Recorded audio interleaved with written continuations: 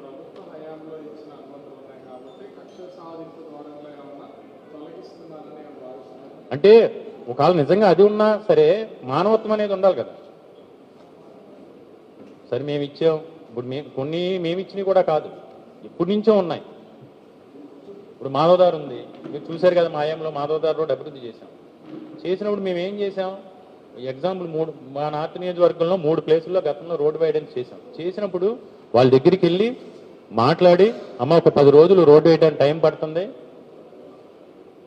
వరోసి జంక్షన్లో కావచ్చు, మాధవదారులో కావచ్చు, ఆర్టీ ఆఫీస్ దగ్గర కావచ్చు, ఇక్కడ ఈ టర్నింగ్లో కావచ్చు, ఒక్క 10 డేస్, ఆ 10 డేస్ కూడా వాళ్ళకి ప్లేస్ చూపించాం బడ్డీలు దాచుకోవడానికి. అక్కడ పాటింగ్లేల్ కాలేజ్ దగ్గర ఇంకో చోట ఆర్టీఐ ఆఫీసు ఖాళీ ప్లేస్లోనూ ప్లేస్ చూపించి, మళ్ళీ అయిపోయిన తర్వాత వాళ్ళు యాజిటీస్గా పెట్టుకునే వరకు కూడా మాట ఇచ్చి దానికి నిలబడి మళ్ళీ వాళ్ళ వ్యాపారాన్ని కొనసాగించుకునేలా చేశాం. రోడ్డు వైడల్ని చేసినప్పుడు అంత పెద్ద ఎత్తున వైడల్ని చేసి రోడ్లు అభివృద్ధి చేసినప్పుడు కూడా. ఇప్పుడు ఏమన్నా రోడ్డు వైడల్ చేస్తున్నారంటే అది లేదు. అంటే ఏదో రాక్షసానందం.